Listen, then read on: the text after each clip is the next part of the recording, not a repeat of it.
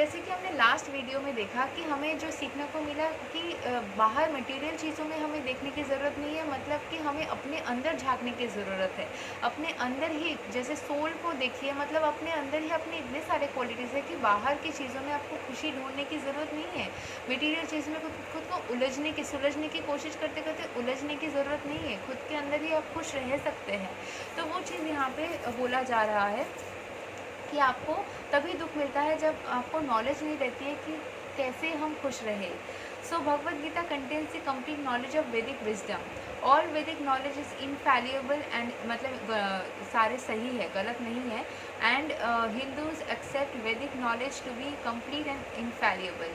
For example, cow dung is a stool of an animal, and according to Smriti or Vedic injunction, if one touches the stool of an animal, he has to take a bath to purify himself. But in Vedic scriptures, cow dung is considered to be a purifying agent.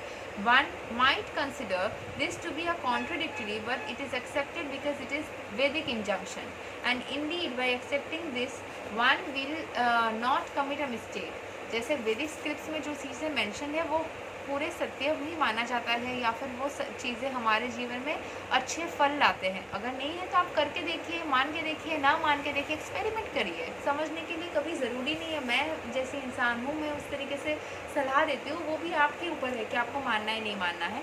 लेकिन मैं जैसा believe करती हूँ कि कोई भी चीज़ को blindly believe करने का कोई मतलब नहीं है कि बड़े हैं या किसी ज्ञानी व्यक्ति ने बोल दिया तो सुनना पड़ेगा। नहीं, आपको लगता है कि आपको जांच करनी है कि वो एक्चुअल में काम करता है। जैसे मैंने बोला, बहुत बार मन में लगता है कि ये चीज़ ऐसे नहीं करनी चाहिए, फिर भी लगता है एक्सपेरिमेंट करके तो देखो कि करना चाहिए भी या नहीं, क्यों नहीं करना चाहिए, वो भी एक्सपेरिमेंट करके देखना चाहिए। कभी कभी होता है कि अपने मन का भ्रम हो जाता है, जो आपको मन को लगता है वो गलत लगता है। बहुत बार ऐसे हो सकता है कि आपके मन शायद थोड़ा सेफ खेलना चाह रहा हो, या आपका जो हृदय है वो थोड़ा सा सेफली चलना चाह रहा हो, थोड़ा सेफ तरीके से रहना चाह रहा हो, इसीलिए आपको रिस्क लेने से रोक रहा हो। लेकिन आपको अगर लगे कि नहीं, मुझे थोड़ा सा एक्सपेरिमेंट करना है, मुझे रिस्क लेके देखना है, मुझे ये करके देखना है क्या होता है क्या नहीं होता है, तब करके देखो। अगर उसमें कुछ भी बुरा भी हो जाता है, एटलीस्ट आपकी तसल्ली रहेगी कि आपने कोशिश किया कुछ एक्सपेरिमेंट करके समझने की, तो उसमें कोई प्रॉब्लम नहीं है। और आप खुद के मन का सुन रहे हो या फिर खुद ही कुछ डिसाइड कर रहे हो, किसी के प्रभाव में नहीं आके कर रहे हो, खुद से कर रहे हो, तो उसकी अलग खुशी रहती है। तो उस चीज़ को करने की कोशिश हमेशा करनी चाहिए। Subsequently, it has been proved by modern science that cow dung contains all antiseptic properties. So Vedic knowledge is complete because it is above all doubts and mistakes. And Bhagavad Gita is the essence of all Vedic knowledge. Vedic knowledge is not a question of research. Our research work is imperfect because we are researching things with imperfect senses. देखिए, यहाँ बोला जा रहा है वैदिक knowledge को research करने की ज़रूरत नहीं है। रिसर्च वर्क सही तरीके से नहीं हो पाती है बहुत बार, क्योंकि गलत सोच के साथ में बहुत लोग करती है। इम्परफेक्ट सेंसेस मतलब आपकी जो सोच है या फिर आप जिस तरीके से कर रहे हैं वो परफेक्टली या शुद्ध तरीके से, मतलब अनबायसली करना होगा, बायस होकर नहीं करना होगा कि शायद ये गलत ही है, गलत प्रूफ करना है इसीलिए कर रहे हैं। नहीं, आपको बिल्कुल न्यूट्रल रह के कोई भी चीज़ को एक्सपेरिमेंट करना चाहिए, समझना चाहिए। We have to accept perfect knowledge which comes down as it's stated in Bhagavad Gita by the parampara disciplic succession. We have to receive knowledge from the proper source in disciplic succession, beginning with the supreme spiritual master, the Lord himself, and handed down to a succession of spiritual masters. तो Bhagavad Gita spiritually descend करते हुए आया है, ईश्वर से किसी के पास, फिर उससे किसी और के पास, ऐसे स्पिरिचुअली वो मतलब डिसिप्लिक सक्सेशन में आया है। जैसे पहले होता था ना कि स्तुति विद्या सुन के सब लोग सीखते थे, लिख के नहीं, तो उस तरीके से। And handed down to a succession of spiritual masters. Arjuna the student who took lessons from Lord Shri Krishna accepts everything that he says without contradicting him. मतलब श्री कृष्ण भगवान को उसने सवाल नहीं किया, मतलब किया भी है बीच बीच में, आप जब देखेंगे तो वहाँ पे पता चलेगा, लेकिन फिर भी उसने एक्सेप्ट किया कि वो जो बोल रहे हैं वो सत्य ही बोल रहे होंगे, श्री कृष्ण भगवान बोल रहे हैं तो वो सच ही बोल रहे हैं। कभी कभी हमें होता है ना, हम समझ नहीं पाते हैं कि बोलते हैं ना बड़ों की बात मानो। फॉर एग्जाम्पल, हमेशा ज़रूरी नहीं है कि बड़े सही बोल रहे हैं, बहुत बार होते हैं कि वो भी इंसान है, गलत हो ही सकता है, लेकिन आउट ऑफ एक्सपीरियंस कभी कभी होता है कि उनके बात शायद सही भी निकल के आए, कभी नहीं भी निकल के आए, तो इट मैटर्स। तो इसने क्वेश्चन नहीं किया, ईश्वर ने बोला, उसने सुन लिया, बाद में जाके पता चला कि हाँ, जब वो चीज़ें बोल रहे थे वो बिल्कुल परफेक्ट था।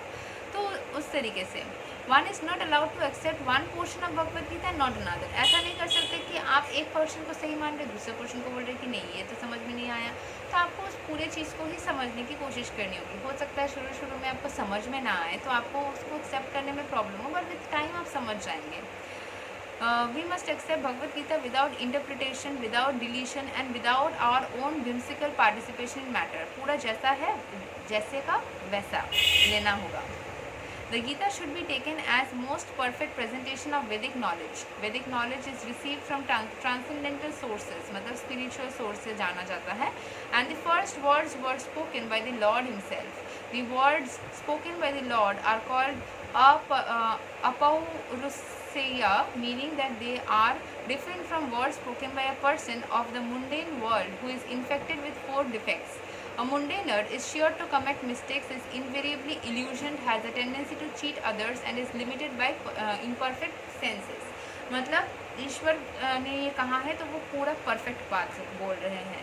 अगर ये कोई इंसान बोलता तो वो गलत हो सकता है। जैसे मैंने बोला कि जो हमारे बड़े हैं वो भी इंसान है, उनसे भी गलती हो सकती है, लेकिन यहाँ पे ईश्वर बोल रहे हैं तो वो सही बोल रहे हैं। आप कभी भी मेडिटेट करेंगे, ईश्वर से कुछ पूछेंगे, आपको एक बार में एक आंसर रिसीव होगा और वही सही होता है। तो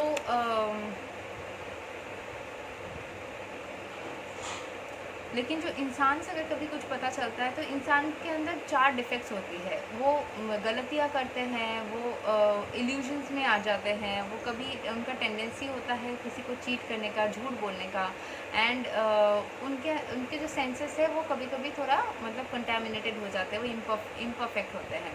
With these 4 imperfections one cannot deliver the perfect information of all pervading knowledge। इतने सारे imperfections के साथ में कोई भी perfect knowledge नहीं दे पाएगा, इसीलिए ईश्वर ने जो कहा है उस चीज़ को हमें ध्यान देना चाहिए।